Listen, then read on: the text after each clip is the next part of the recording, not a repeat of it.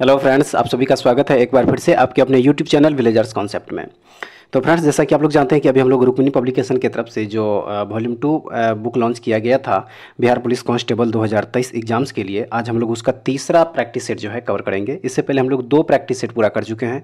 अगर आप लोग उसका वीडियो नहीं देखे हैं तो इस वीडियो के डिस्क्रिप्शन में उसका लिंक दिया हुआ है, वहाँ से जाके आप लोग देख सकते हैं। तो चलिए फिर शुरू करते हैं आज का सेशन। लेकिन उससे पहले आप लोग हमारे चैनल पे अगर नए हैं तो प्लीज़ इस चैनल को एक बार सब्सक्राइब जरूर कर लीजिएगा और बगल में बेल आइकन होगा उसको प्रेस करना बिल्कुल मत भूलिएगा। वीडियो अगर अच्छी लगे तो एक लाइक ज़रूर कर दीजिएगा और अपने दोस्तों में भी इसको ज़रूर शेयर कीजिएगा। चलिए शुरू करते हैं फिर आज का सेशन और देखते हैं टेस्ट सीरीज 3 का पहला क्वेश्चन। तो पहला क्वेश्चन जो दिया हुआ है वह है कि धातु के तार का प्रतिरोध होता है। धातु के तार का प्रतिरोध होता है। इसका जो सही आंसर हो जाएगा वो हो जाएगा ऑप्शन नंबर सी जो दिया हुआ है, इसकी लंबाई के समानुपाती और अनुप्रस्थ काट के क्षेत्रफल के व्युत्क्रमानुपाती। तो ऑप्शन नंबर सी जो है इस क्वेश्चन का सही आंसर हो जाएगा। अब आइए अगला क्वेश्चन देखते हैं। अगला क्वेश्चन दिया हुआ है कि किसी पदार्थ की मात्रा की मौलिक इकाई क्या है। कह रहा है कि किसी पदार्थ के मात्रा की मौलिक इकाई यानी कि फंडामेंटल यूनिट क्या है। सही आंसर हो जाएगा ऑप्शन नंबर ए मोल। क्या हो जाएगा? मोल हो जाएगा इसका सही आंसर। किसी पदार्थ के मात्रा की जो मौलिक इकाई यानी कि फंडामेंटल यूनिट जो होती है वह मोल होती है। तो ऑप्शन नंबर ए जो है इसका सही आंसर हो जाएगा। उसके बाद नेक्स्ट क्वेश्चन है कि वायर एंड वेरिएबल रेसिस्टेंस को किस नाम से जाना जाता है। सही आंसर हो जाएगा इसका रियोस्टेट। किस नाम से जाना जाता है? रियोस्टेट नाम से इसको जाना जाता है। और इसका प्रतिरोध जो है घटाया बढ़ाया जा सकता है, ये भी याद रखना है। उसके बाद देखेंगे अगला क्वेश्चन, क्वेश्चन नंबर 4 में दिया हुआ है कि धातु में एक मुक्त इलेक्ट्रॉन के पथ का आकार होता है क्या। सही आंसर हो जाएगा इसका ऑप्शन नंबर ए टेढ़ा मेढ़ा। धातु में एक मुक्त जो इलेक्ट्रॉन होता है तो उसके पथ का जो आकार होता है वो क्या होता है? टेढ़ा मेढ़ा यानी कि जिगजैग होता है। तो ऑप्शन नंबर ए जो है इसका सही आंसर हो जाएगा। अब आइए हम लोग देखेंगे अगला क्वेश्चन, क्वेश्चन नंबर 5।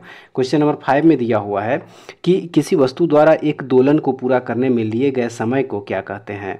सही आंसर हो जाएगा इसका आवर्तकाल। क्या कहा जाता है? किसी वस्तु द्वारा एक दोलन को पूरा करने में लिए गए समय को क्या कहा जाता है? आवर्तकाल कहा जाता है। ऑप्शन नंबर बी जो है इसका सही आंसर हो जाएगा। उसके बाद देखेंगे अगला question, question number 6। Question number 6 में दिया हुआ है choose the correct combination of the sentence. Sentence दिया हुआ है Sita is pretty, Meena is pretty. तो इसका जो कॉम्बिनेशन करेक्ट कॉम्बिनेशन हो जाएगा वो हो जाएगा ऑप्शन नंबर ए जो दिया हुआ है Sita is pretty as Meena. यही जो है इसका सही आंसर हो जाएगा। ठीक है, अब चलिए अगला क्वेश्चन देखते हैं, क्वेश्चन नंबर 7।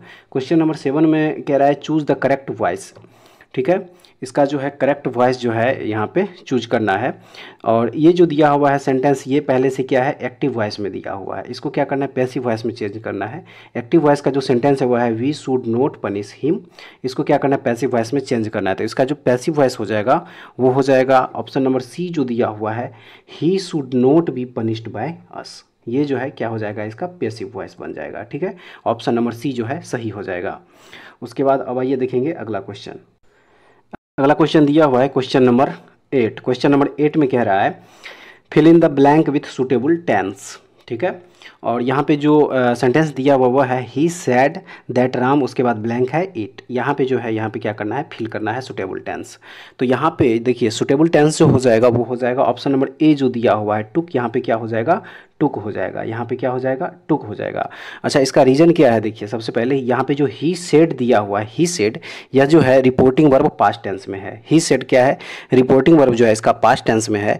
तो इसका जो रिपोर्टेड स्पीच हो जाएगा वो भी क्या हो जाएगा? पास्ट टेंस में ही हो जाएगा। ठीक है, यहाँ पे रिपोर्टेड जो स्पीच हो जाएगा यहाँ से वो भी क्या हो जाएगा? पास्ट टेंस में हो जाएगा। तो पास्ट टेंस के लिए किसका प्रयोग किया जाएगा? टुक का प्रयोग किया जाएगा। ऑप्शन नंबर ए जो है सही हो जाएगा।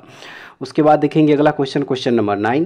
क्वेश्चन नंबर 9 में कह रहा है दिनकर जी कवि के साथ साथ थे क्या। दिनकर जी, रामधारी सिंह दिनकर जी जो थे वह कवि के साथ साथ थे क्या। इसका जो सही आंसर है वह है ऑप्शन नंबर सी गद्यकार। वह कवि के साथ साथ क्या थे? गद्यकार भी थे, याद रखिएगा। नेक्स्ट क्वेश्चन है कि कवि के अनुसार जनतंत्र के देवता कौन है। कवि के अनुसार जनतंत्र के देवता कौन है। सही है इसका किसान मजदूर। कि कवि के अनुसार जनतंत्र के जो देवता है वो कौन है? किसान और मजदूर है, याद रखिएगा। ऑप्शन नंबर सी जो है इस क्वेश्चन का सही आंसर हो जाएगा। अब आइए अगला क्वेश्चन देखेंगे। क्वेश्चन नंबर 11 में दिया हुआ है कि CH3 CH2O CH2 CH2Cl में उपस्थित विषम परमाणु है क्या। और ऑप्शन जो दिया हुआ वो है ऑक्सीजन, कार्बन, हाइड्रोजन, क्लोरीन। सही आंसर हो जाएगा इसका ऑप्शन नंबर डी जो दिया हुआ है 1 और 4, 1 और 4 यानी कि ऑक्सीजन और क्लोरीन जो है इस क्वेश्चन का सही आंसर हो जाएगा। अब आइए अगला क्वेश्चन देखेंगे, क्वेश्चन नंबर 12। क्वेश्चन नंबर 12 में कह रहा है कि क्वेश्चन नंबर 12 में कह रहा है कि लिथियम, सोडियम और पोटेशियम में क्या समानता है। सही आंसर हो जाएगा इसका ऑप्शन नंबर डी। इसके बाह्यतम कोष में जो है 1 इलेक्ट्रॉन होता है। इस तीनों के जो बाह्यतम कक्षा होता है उसमें क्या होता है, 1 इलेक्ट्रॉन होता है। लिथियम, सोडियम और पोटेशियम के जो बाह्यतम कोष होता है उसमें क्या होता है, 1 इलेक्ट्रॉन होता है। यही जो है इसकी क्या है, समानता है। ऑप्शन नंबर डी जो है इस क्वेश्चन का सही आंसर हो जाएगा। अब आइए अगला क्वेश्चन देखेंगे, क्वेश्चन नंबर 13। क्वेश्चन नंबर 13 में कह रहा है कि रासायनिक अभिक्रिया की सक्रियण ऊर्जा को निर्धारित किया जा सकता है। रासायनिक अभिक्रिया की सक्रियण ऊर्जा को निर्धारित किया जा सकता है, क्या निर्धारण करके। सही आंसर हो जाएगा इसका 2 तापों पर वेग नियतांकों का निर्धारण करके।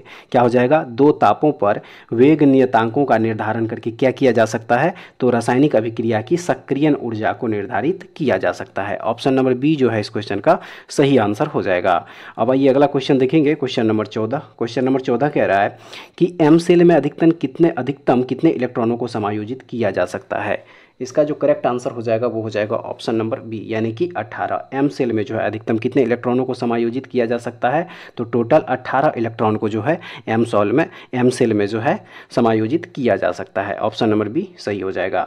उसके बाद नेक्स्ट क्वेश्चन है क्वेश्चन नंबर 15। क्वेश्चन नंबर 15 में कह रहा है कि एक बीकर में पदार्थ ए का विलयन रखा है। इसमें ए की थोड़ी सी मात्रा मिलाने से पदार्थ अवक्षेपित हो जाता है। यह विलयन है क्या, यह विलयन क्या है। तो इसका जो सही आंसर हो जाएगा वो हो जाएगा आपका ऑप्शन नंबर बी, अति संतृप्त। यह विलयन कौन सा विलयन है, तो अति संतृप्त विलयन है ये, ठीक है। उसके बाद देखेंगे अगला question, question number 16। Question number 16 में दिया हुआ है, क्वेश्चन नंबर 16 में दिया हुआ है कि तांबे और जस्ता के साथ कांस्य बनाने के लिए कौन से तत्व जोड़ा जाता है। तांबा और जस्ता के साथ कांस्य बनाने के लिए कौन सा तत्व जो है जोड़ा जाता है। सही आंसर हो जाएगा ऑप्शन नंबर बी, टीना, Sn।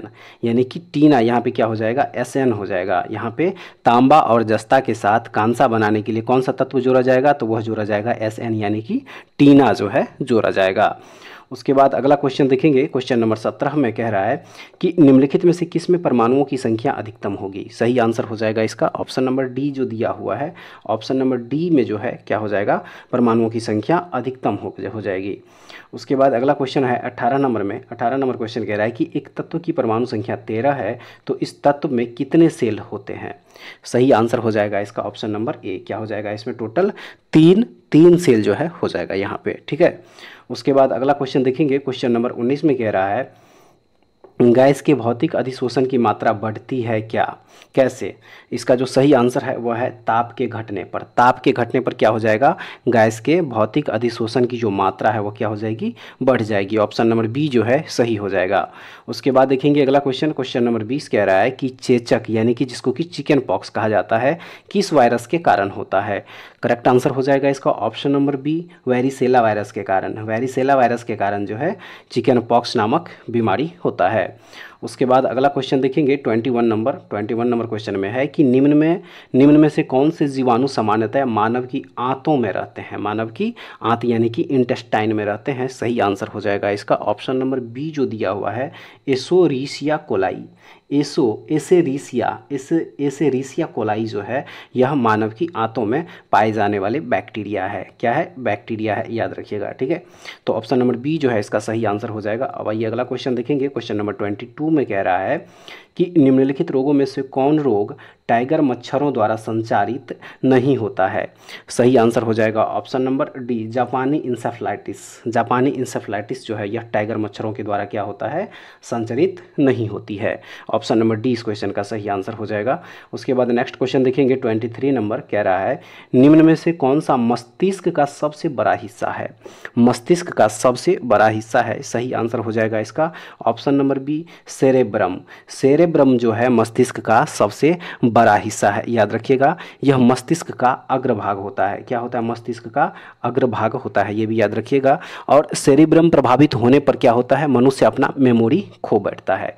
सेरेब्रम, यही सेरेब्रम के जो है इफेक्टिव होने पर मनुष्य क्या होता है कि अपना मेमोरी जो है वह खो बैठता है। उसके बाद देखेंगे अगला क्वेश्चन, क्वेश्चन नंबर 24 में कह रहा है कि ऐसे जंतु को जिसके अंदर बाह्य जीन्स प्रवेश कराई गई हो कहते हैं क्या? सही आंसर है इसका ट्रांसजेनिक।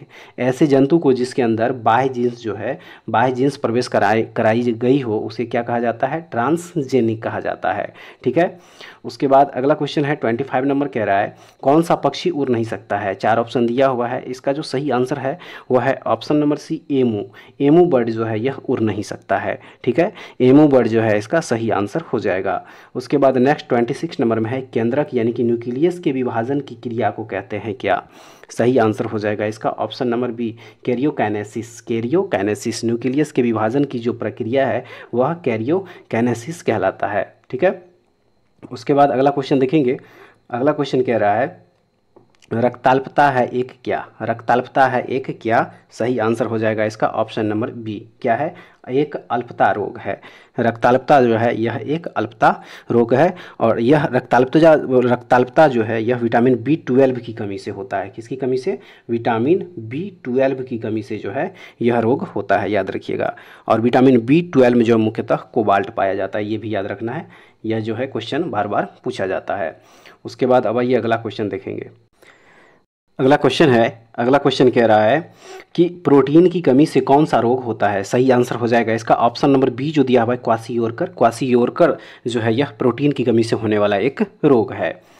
नेक्स्ट है क्वेश्चन नंबर 29 में दिया हुआ है कि श्लेष्मा झिल्ली की सूजन को क्या कहा जाता है?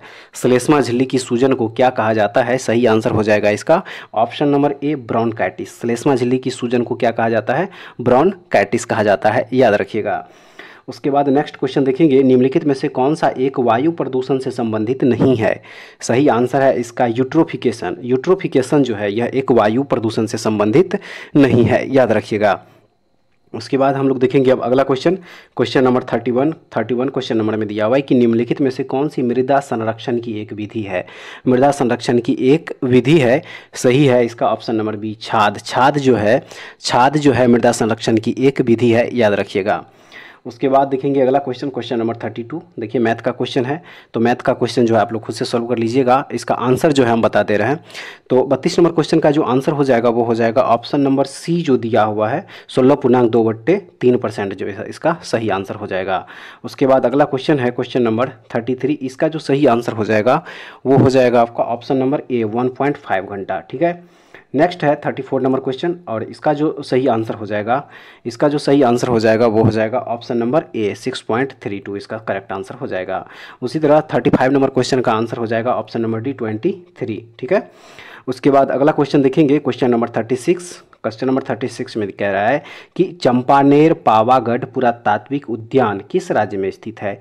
चंपानेर पावागढ़ पुरातात्विक उद्यान किस राज्य में स्थित है? तो यह स्थित है गुजरात राज्य में। कहाँ स्थित है? गुजरात राज्य में स्थित है। ठीक है। नेक्स्ट है कि प्रयाग प्रशस्ति जो है किसमें संकलित की गई थी? प्रयाग प्रशस्ति किसमें संकलित की गई थी? तो यह संकलित की गई थी संस्कृत में। ठीक है। किसमें संकलित की गई थी? यह संस्कृत में संकलित की गई थी, याद रखिएगा। और प्रयाग प्रशस्ति को जो है इलाहाबाद प्रशस्ति के नाम से भी जाना जाता है, ये भी याद रखना है। क्या इसको जो है इलाहाबाद जो है इलाहाबाद प्रशस्ति के नाम से भी जाना जाता है प्रयाग प्रशस्ति को। ठीक है। उसके बाद देखेंगे अगला क्वेश्चन नंबर 38 में कह रहा है कि दिलवारा और जरगा पर्वत चोटियाँ निम्नलिखित में से किस राज्य में स्थित है? दिलवारा और जरगा पर्वत चोटियाँ जो है यह किस राज्य में स्थित है? सही आंसर हो जाएगा राजस्थान राज्य में। कहाँ स्थित है? राजस्थान राज्य में स्थित है। नेक्स्ट देखेंगे 39 नंबर, इसका कह रहा है कि चुनाव के समय राजनीतिक दलों और चुनाव लड़ने वाले उम्मीदवारों द्वारा अनुपालित किए जाने वाले मानदंडों और दिशा निर्देशों का संकलन क्या कहलाता है? सही आंसर हो जाएगा इसका आचार संहिता। क्या कहलाता है? आचार संहिता कहलाता है। नेक्स्ट देखेंगे 40 नंबर क्वेश्चन कह रहा है कि 712 ईस्वी में भारत पर हुए अरब आक्रमण का नेतृत्व जो है वह किसने किया था? इसका सही आंसर हो जाएगा ऑप्शन नंबर बी जो दिया हुआ है, मोहम्मद बिन कासिम। इन्हीं के नेतृत्व में जो है 712 ईस्वी में भारत पर अरब आक्रमण हुआ था। उसके बाद अगला क्वेश्चन है 41 नंबर ये भी देखिए मैथ का क्वेश्चन है। इसका जो सही आंसर हो जाएगा वो हो जाएगा ऑप्शन नंबर सी 15, इसका करेक्ट आंसर हो जाएगा। उसके बाद देखेंगे अगला question, question number 42। Question number 42 में कह रहा है कि हड़प्पा सभ्यता के अन्य शहरों के विपरीत धौलावीरा शहर को कितने भागों में विभाजित किया गया था? प्रत्येक भाग विशाल पत्थर की दीवारों से घिरा हुआ था। कितने भागों में जो है इसको विभाजित किया गया था? सही आंसर हो जाएगा इसका ऑप्शन नंबर सी 3 भागों में। कितने भागों में? 3 भागों में जो है इसको 3 भागों में जो है इसको विभाजित किया गया था, याद रखिएगा। उसके बाद अगला क्वेश्चन देखेंगे 43 नंबर क्वेश्चन कह रहा है कि 13वीं और 14वीं शताब्दी के दौरान पंजाब में निम्नलिखित में से कौन सी जनजाति का प्रभुत्व था? सही आंसर हो जाएगा इसका ऑप्शन नंबर ए खोखर जनजाति का।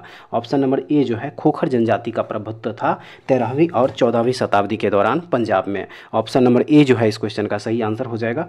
उसके बाद देखेंगे अगला क्वेश्चन 44 नंबर में, जैन धर्म के 24वें और अंतिम तीर्थंकर वर्धमान महावीर का जन्म 6ठी शताब्दी ईसा में पूर्व में कहाँ पे हुआ था? सही आंसर हो जाएगा इसका बिहार में। कहाँ पे हुआ था? बिहार में हुआ था, याद रखिएगा। इनका जो है बिहार के वैशाली के निकट कुंड ग्राम में जो है 540 ईसा पूर्व में जो है इनका जन्म हुआ था। कहाँ हुआ था? बिहार के वैशाली। बिहार के वैशाली के जो कुंड ग्राम है वहीं पे जो है कुंड ग्राम, इनका जो है कुंड ग्राम, याद रखिएगा। कुंड ग्राम में जो है इनका जन्म हुआ था 540 ईसा पूर्व में। 540 ईसा पूर्व में जो है इनका जन्म होता है, याद रखिएगा। क्वेश्चन जो है बार बार रिपीटेड क्वेश्चन जो है ये होते रहता है। उसके बाद देखेंगे अगला question, question number 45। Question number 45 में कह रहा है कि कुव्वत उल इस्लाम मस्जिद कहाँ स्थित है? सही आंसर हो जाएगा ऑप्शन नंबर बी दिल्ली में। दिल्ली में जो है कुव्वत उल इस्लाम मस्जिद जो है स्थित है, याद रखिएगा। नेक्स्ट देखेंगे 46 नंबर क्वेश्चन में है कि निम्नलिखित में से कौन सा शहर विजयनगर के मध्यकालीन हिंदू राज्य से संबंधित अपने खंडहरों के लिए प्रसिद्ध है और इसे विश्व विरासत स्थल घोषित किया गया है? सही आंसर हो जाएगा option number B Hampi. Hampi को जो है विश्व विरासत स्थल घोषित किया गया है, याद रखिएगा। उसके बाद अगला क्वेश्चन है क्वेश्चन नंबर 47। क्वेश्चन नंबर 47 कह रहा है कि अकबर के दरबार के नवरत्नों में शामिल महेश दास निम्न में से किस नाम से लोकप्रिय थे? सही आंसर हो जाएगा option number A Birbal. Birbal को ही महेश दास के नाम से जो है जाना जाता है, ये भी याद रखिएगा। उसके बाद अगला क्वेश्चन है 48 नंबर क्वेश्चन में दिया हुआ है 48 नंबर क्वेश्चन में दिया हुआ है कि मोहनजोदड़ो में मिले महास्नानागार को किसकी परत चढ़ाकर जलारोधी बनाया गया था? सही आंसर हो जाएगा इसका option number A bitumen. Bitumen का परत चढ़ाकर जो है इसको क्या किया था? जलारोधी बनाया गया था। ऑप्शन नंबर ए जो है सही हो जाएगा। उसके बाद अगला क्वेश्चन देखेंगे। अगला क्वेश्चन कह रहा है कि भीमा देवी को समर्पित प्राचीन मंदिर कहाँ स्थित है? सही आंसर हो जाएगा इसका option number D Pinjore Haryana में। पिंजौर हरियाणा में जो है भीमा देवी को समर्पित प्राचीन मंदिर स्थित है, याद रखिएगा। और यह भीमा देवी की जो मंदिर है यह एक प्रसिद्ध हिंदू मंदिर है, ये भी याद रखना है। कौन सी मंदिर है? यह हिंदू मंदिर है, ठीक है। उसके बाद अगला क्वेश्चन देखेंगे क्वेश्चन नंबर 50। क्वेश्चन नंबर 50 में कह रहा है कि भारत के किस राज्य में माणिक्य वंश का शासन था? सही आंसर हो जाएगा इसका ऑप्शन नंबर ए त्रिपुरा राज्य में जो है माणिक्य वंश का शासन था। नेक्स्ट है पहला भारतीय वाणिज्यिक बैंक जिसका पूर्ण स्वामित्व और प्रबंधन भारतीयों के हाथों में था, किस ईस्वी में स्थापित किया गया था? सही आंसर हो जाएगा इसका ऑप्शन नंबर डी 1911 ईस्वी में। 1911 ईस्वी में जो है यह स्थापित किया गया था। और यह कौन सा बैंक था? तो यह सेंट्रल बैंक ऑफ इंडिया था, CBI central bank of India था, याद रखिएगा। उसके बाद अगला क्वेश्चन है क्वेश्चन नंबर 52। क्वेश्चन नंबर 52 में कह रहा है कि 2011 की जनगणना के अनुसार निम्नलिखित में से किस राज्य का जनसंख्या घनत्व 800 से अधिक था? सही आंसर हो जाएगा ऑप्शन नंबर बी केरल राज्य का। केरल राज्य का जो जनसंख्या घनत्व था वह 800 से अधिक था 2011 की जनगणना के अनुसार। ऑप्शन नंबर बी जो है इस क्वेश्चन का सही आंसर हो जाएगा केरल, ठीक है। अब चलिए अगला क्वेश्चन देखेंगे। क्वेश्चन नंबर 53 में कह रहा है कि भारत सरकार ने केंद्रीय ग्रामीण स्वच्छता कार्यक्रम यानी कि CRSP का शुभारंभ किस वर्ष किया था? सही आंसर हो जाएगा इसका ऑप्शन नंबर डी यानी कि 1986 ईस्वी में। 1986 ईस्वी में जो है भारत सरकार ने केंद्रीय ग्रामीण स्वच्छता कार्यक्रम यानी कि CRSP का शुभारंभ किया था, याद रखना है। उसके बाद अगला क्वेश्चन देखेंगे क्वेश्चन नंबर 54। क्वेश्चन नंबर 54 में कह रहा है कि भारत में चुनाव सुधारों के संदर्भ में VVPAT में टी का क्या अभिप्राय है? सही आंसर हो जाएगा इसका ऑप्शन नंबर डी, यहाँ पे हो जाएगा ट्रेल। T4 क्या हो जाएगा? यहाँ पे ट्रेल हो जाएगा। वहीं बात करें अगर VVPAT के फुल फॉर्म का VVPAT का जो फुल फॉर्म यहाँ पे हो जाएगा वो हो जाएगा वोटर वेरीफाइएबल। क्या हो जाएगा? वोटर वेरीफाइएबल, वेरीफाइएबल हो जाएगा, voter verifiable paper audit roll. क्या हो जाएगा? पेपर ऑडिट ट्रेल हो जाएगा। ठीक है, पेपर ऑडिट क्या हो जाएगा? ट्रेल हो जाएगा, याद रखिएगा। VVPAT का फुल फॉर्म क्या हो जाएगा? Voter verifiable paper audit trail हो जाएगा। तो ऑप्शन नंबर डी जो है इस क्वेश्चन का सही आंसर हो जाएगा। उसके बाद देखेंगे अगला क्वेश्चन। अगला क्वेश्चन है क्वेश्चन नंबर 55 में है कि चेंजिंग इंडिया नामक पुस्तक के लेखक कौन है? चेंजिंग इंडिया नामक पुस्तक के लेखक जो है कौन है? सही आंसर हो जाएगा ऑप्शन नंबर डी, भारत के पूर्व प्रधानमंत्री मनमोहन सिंह। मनमोहन सिंह के द्वारा जो है चेंजिंग इंडिया नामक पुस्तक जो है लिखा गया था। ऑप्शन नंबर डी सही हो जाएगा। उसके बाद अगला क्वेश्चन है 56 नंबर क्वेश्चन जो है ये भी देखिए मैथ का क्वेश्चन। इसका सही आंसर हो जाएगा ऑप्शन नंबर बी, 173 इसका करेक्ट आंसर हो जाएगा। और 57 नंबर क्वेश्चन का जो आंसर है वो हो जाएगा option number A, 12.96 centimetre square. ठीक है, उसके बाद देखेंगे अगला क्वेश्चन दिया हुआ 58 नंबर। इसका जो सही आंसर हो जाएगा वो हो जाएगा ऑप्शन नंबर ए, 9/20। ठीक है, और उसके बाद जो है 59 नंबर क्वेश्चन, इसका जो सही आंसर हो जाएगा वो हो जाएगा ऑप्शन नंबर बी, 135 डिग्री। ठीक है, 135 डिग्री जो इसका सही आंसर हो जाएगा। उसके बाद देखेंगे अगला क्वेश्चन नंबर 60। क्वेश्चन नंबर 60 का जो सही आंसर हो जाएगा वो हो जाएगा ऑप्शन नंबर डी जो दिया हुआ है, ऑप्शन नंबर डी इसका सही आंसर हो जाएगा। उसके बाद देखेंगे अगला क्वेश्चन नंबर 61। क्वेश्चन नंबर 61 में कह रहा है कि माइकल फेलेप्स किस खेल से संबंधित है? सही आंसर हो जाएगा तैराकी से। माइकल फेलेप्स जो है वह किस खेल से संबंधित है? तो यह संबंधित है तैराकी से। और माइकल फेलेप्स कहाँ के रहने वाले हैं? ये अमेरिका के रहने वाले हैं। ठीक है, ये कहाँ के रहने वाले हैं? अमेरिका के रहने वाले हैं, याद रखिएगा। और इन्हें जो है दुनिया में गोल्डन शार्क से भी नाम से जाना जाता है। क्या नाम से? गोल्डन शार्क के नाम से। ये भी याद रखिएगा, क्वेश्चन में जो है बार बार आते रहता है। गोल्डन शार्क के नाम से किसे जाना जाता है? तो यह जाना जाता है माइकल फेलेप्स को। किसको जाना जाता है? माइकल फेलेप्स को। ठीक है, उसके बाद अगला क्वेश्चन है क्वेश्चन नंबर 62। क्वेश्चन नंबर 62 में दिया हुआ है कि भारतीय क्षेत्र के ब्रिटिश राजस्व रिकॉर्ड में महल एक राजस्व भू संपत्ति है जो क्या हो सकती है? सही आंसर हो जाएगा ऑप्शन नंबर ए, एक गांव या गांवों का समूह। क्या हो सकता है? यह एक गांव या गांवों का समूह हो सकता है। नेक्स्ट देखेंगे क्वेश्चन नंबर 63 में कह रहा है कि राज्य के मुख्य सूचना आयुक्त को हटाने की शक्ति निम्नलिखित में से किसके पास है? राज्य के जो मुख्य सूचना आयुक्त होता है उन्हें हटाने की जो शक्ति है वह किसके पास होती है? सही आंसर हो जाएगा इसका ऑप्शन नंबर बी, राज्य के राज्यपाल के पास। राज्य के राज्यपाल के पास जो है यह शक्ति होती है कि वह राज्य के मुख्य सूचना आयुक्त को जो है वह हटा सकता है। ठीक है, ऑप्शन नंबर बी सही हो जाएगा। उसके बाद अगला क्वेश्चन देखेंगे क्वेश्चन नंबर 64 में है 26 नवंबर 1949 को गृहीत मूल भारतीय संविधान की प्रस्तावना में निम्नलिखित में से किस शब्द का उल्लेख नहीं है? सही आंसर हो जाएगा ऑप्शन नंबर डी जो दिया हुआ है, धर्मनिरपेक्ष शब्द। धर्मनिरपेक्ष शब्द का जो है 26 नवंबर 1949 के गृहीत मूल भारतीय संविधान की प्रस्तावना में जो है यह शब्द नहीं है। इस शब्द को जोड़ा गया था 42वें संविधान संशोधन जो हुआ था, 42वें संविधान संशोधन 1976 ईस्वी में, इसी के तहत जो है इस शब्द को जोड़ा गया था। ठीक है, याद रखिएगा। उसके बाद देखेंगे अगला क्वेश्चन नंबर 65। क्वेश्चन नंबर 65 कह रहा है कि निम्नलिखित में से क्वेश्चन नंबर 65 कह रहा है कि निम्नलिखित में से किस विषय में संसद को भारतीय संविधान के अनुसार कानून बनाने की व्यापक शक्ति प्राप्त है? करेक्ट आंसर हो जाएगा ऑप्शन नंबर सी, बैंकिंग के विषय में जो है संसद को भारतीय संविधान के अनुसार कानून बनाने की व्यापक शक्ति प्राप्त है। ऑप्शन नंबर सी जो है सही आंसर हो जाएगा। उसके बाद देखेंगे अगला क्वेश्चन, निम्नलिखित में से राष्ट्रीय कृमि रहित पहल यानी कि नेशनल डी वार्मिंग इनिशिएटिव के अभिप्रेत लाभार्थी कौन है? सही है इसका ऑप्शन नंबर बी, 1 से 19 वर्ष के बीच के बच्चे। 1 से 19 वर्ष के बीच के बच्चे जो है इसके जो है लाभार्थी हैं। ठीक है, नेक्स्ट क्वेश्चन है, किसके मामले में अपने निर्णय के अनुसार संविधान की व्याख्या के क्षेत्र में उच्चतम न्यायालय स्वयं को अपने स्वयं के निर्णयों द्वारा पूरी तरह से बाध्य नहीं मानता है? सही आंसर हो जाएगा इसका option number D, Bengal immunity company बनाम बिहार राज्य। ऑप्शन नंबर डी जो है इस क्वेश्चन का सही आंसर हो जाएगा। उसके बाद देखेंगे अगला क्वेश्चन कह रहा है कि इनमें से कौन सा देश सार्क का सदस्य नहीं है? सही आंसर हो जाएगा इसका ऑप्शन नंबर ए जो दिया हुआ ईरान जो है सार्क का सदस्य देश नहीं है। बाकी भारत, भूटान, पाकिस्तान ये सब के सब जो है सार्क का सदस्य है। बात करें अगर सार्क की, जो इसकी जो स्थापना है वो 1985 ईस्वी में हुआ था। कब हुआ था? 1985 ईस्वी में जो है इसकी स्थापना हुआ था। और इसका जो मुख्यालय वो कहाँ है? काठमांडू है। ठीक है, काठमांडू है। और वर्तमान में जो है इसके सदस्य देश टोटल कितने हैं? 8 जो है इसके वर्तमान में सदस्य देश है सार्क के, ये भी याद रखना है। उसके बाद देखेंगे अगला क्वेश्चन, क्वेश्चन नंबर 69।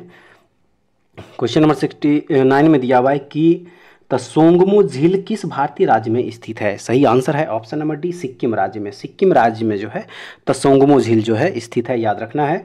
नेक्स्ट है कि इंपीरियल बैंक ऑफ इंडिया के राज्य के स्वामित्व में पारित होने के बाद भारतीय स्टेट बैंक की स्थापना किस वर्ष में की गई थी? सही आंसर हो जाएगा ऑप्शन नंबर बी, 1955 ईस्वी में जो है भारतीय स्टेट बैंक की स्थापना की गई थी, इंपीरियल बैंक ऑफ इंडिया के राज्य के स्वामित्व में पारित होने के बाद। ठीक है, ऑप्शन नंबर बी सही हो जाएगा। उसके बाद देखेंगे अगला क्वेश्चन, क्वेश्चन नंबर 71। इसमें कह रहा है कि भारत की पंचवर्षीय योजनाएं खाली जगह में प्रचलित योजनाओं के आधार पर तैयार की गई केंद्रीकृत आर्थिक और सामाजिक विकास कार्यक्रम थी। सही आंसर है इसका ऑप्शन नंबर बी, यूएसएसआर, यानी कि पूर्व सोवियत संघ जो है इसका सही आंसर हो जाएगा। उसके बाद देखेंगे अगला क्वेश्चन 72 नंबर में कह रहा है कि श्रीलंका में गृह युद्ध कब समाप्त हुआ था? सही आंसर हो जाएगा इसका ऑप्शन नंबर ए, 2009 ईस्वी में। 2009 ईस्वी में जो है श्रीलंका में गृह युद्ध समाप्त हुआ था, याद रखना है। और यह 1983 से लेकर 2009 ईस्वी तक चला था।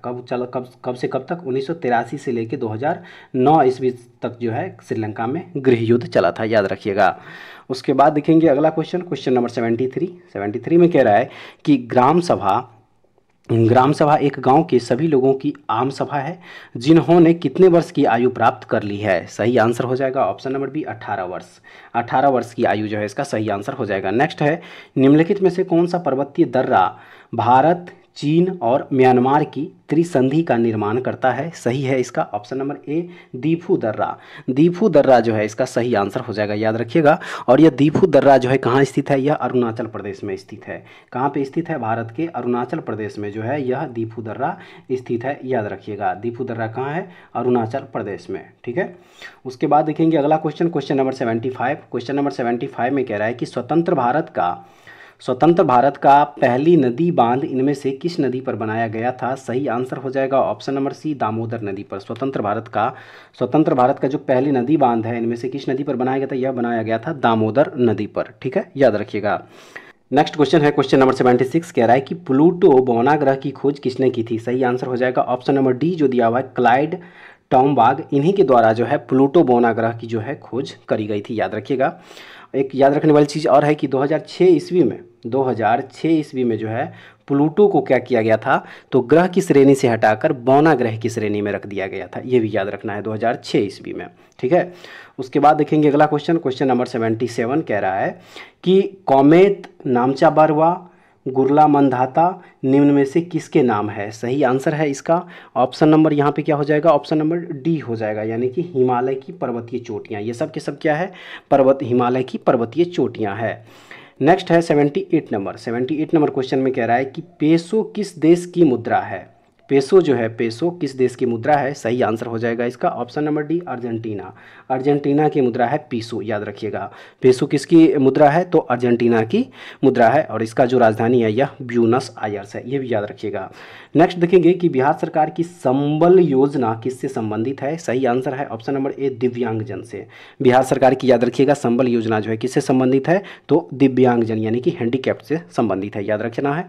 उसके बाद देखेंगे अगला क्वेश्चन, क्वेश्चन नंबर 80 में कह रहा है कि विकास केंद्र उपागम किस योजना के अंतर्गत अपनाया गया था? सही आंसर हो जाएगा ऑप्शन नंबर डी, चतुर्थ पंचवर्षीय योजना के अंतर्गत जो है विकास केंद्र उपागम योजना जो है यह अपनाया गया था। और इसका जो चतुर्थ पंचवर्षीय योजना का जो समय अवधि था वह था 1969 से लेके 74 ईस्वी तक। ठीक है, 1969 से 74 ईस्वी तक जो है यह चतुर्थ पंचवर्षीय योजना का समय अवधि है। उसके बाद देखेंगे अगला question, question number 81। Question number 81 में कह रहा है कि निम्न में से किस अनुच्छेद के तहत भारत में कहीं भी सैन्य शासन को लागू किया जा सकता है? सही आंसर है ऑप्शन नंबर सी, अनुच्छेद 34। अनुच्छेद 34 के तहत जो है भारत में कहीं भी सैन्य शासन जो है वह लागू किया जा सकता है। उसके बाद देखेंगे अगला question, question number 82। Question number 82 में कह रहा है कि 44वें संविधान संशोधन जो 1978 में हुआ था, कह रहा है कि 44वें संशोधन 1978 ने भारतीय संविधान के किस अनुच्छेद को प्रभावित किया? सही आंसर हो जाएगा इसका ऑप्शन नंबर डी जो दिया हुआ है, अनुच्छेद 300 इसको जो है यह प्रभावित किया था। नेक्स्ट देखेंगे 83 नंबर क्वेश्चन कि प्रवासी भारतीय सम्मान 2023 से किसे सम्मानित किया गया है? सही है इसका राज सुब्रमण्यम को जो है सम्मानित किया गया है प्रवासी भारतीय सम्मान 2023 से। उसके बाद अब आइए देखेंगे अगला क्वेश्चन।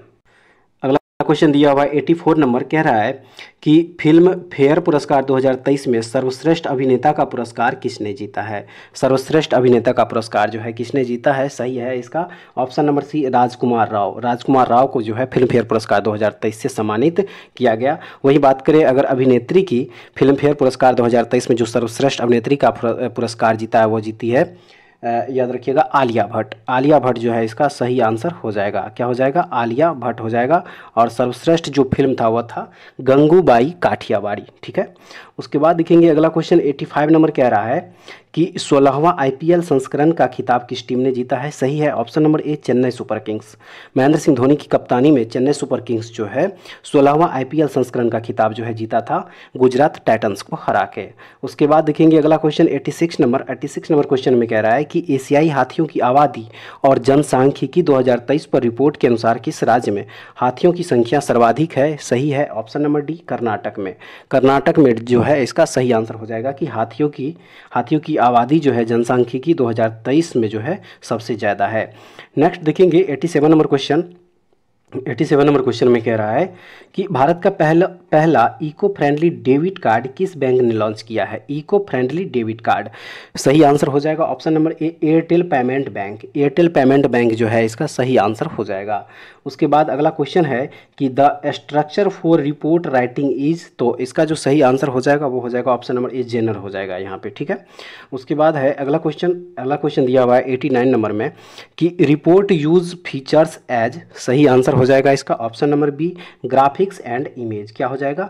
ग्राफिक्स एंड इमेजेस जो है इसका सही आंसर हो जाएगा। नेक्स्ट है चूज द करेक्ट प्रीपोजिशन, और सेंटेंस दिया हुआ है सी इज प्राउड, ब्लैंक है हर ब्यूटी। यहाँ पे जो सही प्रीपोजिशन हो जाएगा वो हो जाएगा ऑफ। क्या हो जाएगा? यहाँ पे ऑफ हो जाएगा। ठीक है। यहाँ पे क्या हो जाएगा? ऑफ हो जाएगा। प्राउड के साथ जो है ऑफ प्रीपोजिशन का प्रयोग किया जाता है, याद रखिएगा। उसके बाद देखेंगे अगला क्वेश्चन 91। क्वेश्चन नंबर 91 में दिया हुआ है कि जब बस का एक ड्राइवर अचानक ब्रेक लगाता है तो यात्री आगे की ओर गिर जाते हैं, इसका कारण क्या है? सही आंसर है इसका ऑप्शन नंबर सी, गति का जड़त्व। गति के जड़त्व के कारण जो है क्या होता है कि जब बस का ड्राइवर अचानक ब्रेक लगाता है तो यात्री आगे की ओर गिर जाते हैं। ऑप्शन नंबर सी सही हो जाएगा। नेक्स्ट दिया हुआ है कि विद्युत हीटर का एलिमेंट जो है निम्नलिखित में से किस मिश्र धातु का बना होता है? सही है नाइक्रोम का। नाइक्रोम विद्युत हीटर का जो एलिमेंट होता है वो किसका बना होता है? नाइक्रोम का बना होता है। ऑप्शन नंबर ए सही हो जाएगा। उसके बाद देखेंगे अगला क्वेश्चन है कि ओमिक उपकरणों का वर्तमान वोल्टेज ग्राफ इसके रूप में है, यानी किसके रूप में है? सही आंसर हो जाएगा इसका ऑप्शन नंबर डी, रैखिक ग्राफ के रूप में। ठीक है। नेक्स्ट है पानी का क्वथनांक बिंदु क्या है? सही हो जाएगा इसका option number D, 100 degree Celsius. पानी का क्वथनांक बिंदु क्या है? 100 degree Celsius. Option number D जो है सही हो जाएगा।